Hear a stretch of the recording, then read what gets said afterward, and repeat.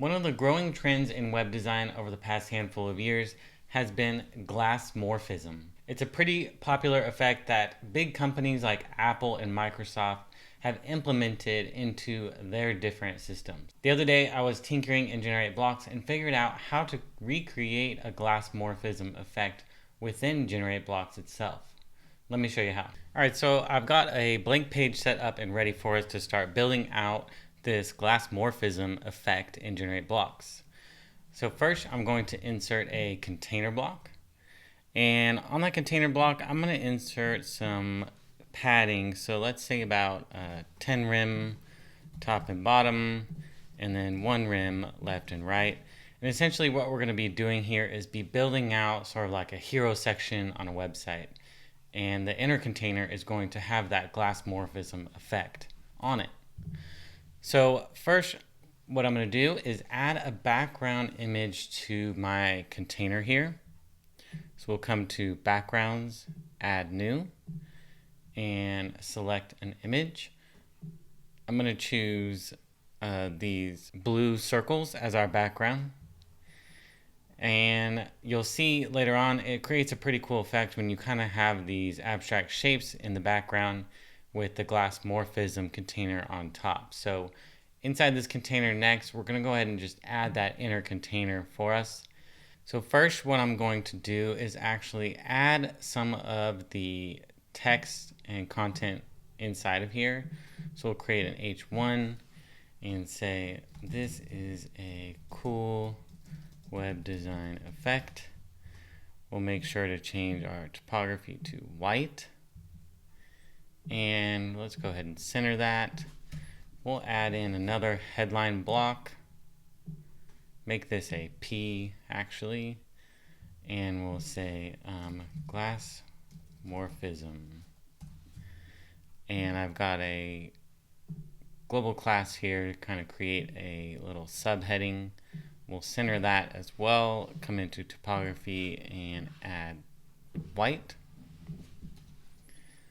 And then I'm going to just add some placeholder copy here.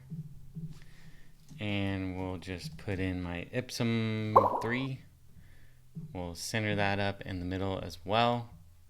Make sure, once again, change that text color to white. And then we'll add a button. Just kind of round out our hero section here. We'll say button primary that I've got here. That'll work all right. Say start designing. All right. And what I'm going to do real quick then is put this layout to flex layout to column, and align these to the center. So that way all my content here, like text, my button, all lines up in the middle. And then on the sizing, I'm actually going to narrow this up to about 1,000 pixels width. And we'll add some padding around our content here as well. If we come under spacing, and we'll just say about 3 rim padding all the way around. All right, so now that we've got kind of the base of our design in place, we're now going to start by creating a class on this inner container, and we're going to name it Glass. I think that's an easy one to remember in case we need to apply it anywhere else on our site. Now the first thing we want to do is start with the blank style and come to background.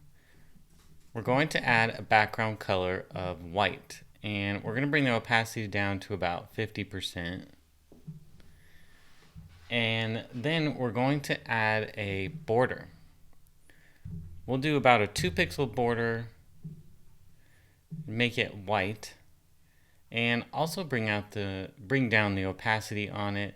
Still be greater than the 50%, but not quite 100%. So somewhere between 50 and 100.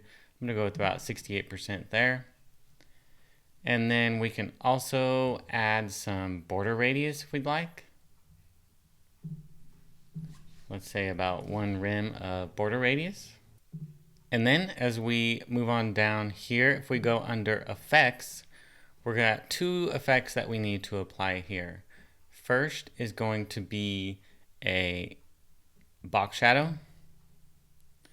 So we're going to add a box shadow on this container because it kind of helps lift that container off the page a bit and enhances the Glassmorphism effect.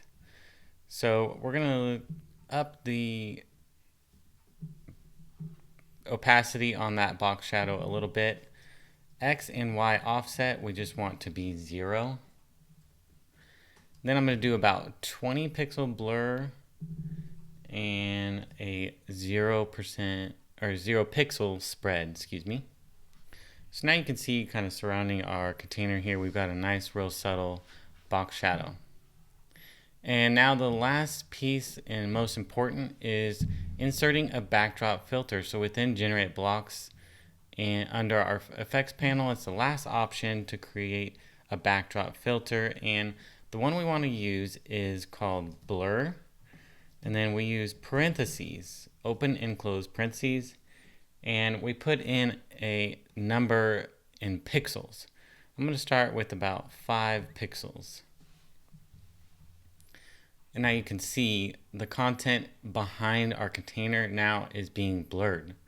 So you could even bump this up to about 15 pixels if you wanted. Maybe we'll stick with 10, somewhere in the middle. And there you have it. That's really the main foundation of creating that Glassmorphism effect. Now we can play with this even further to kind of help enhance that effect.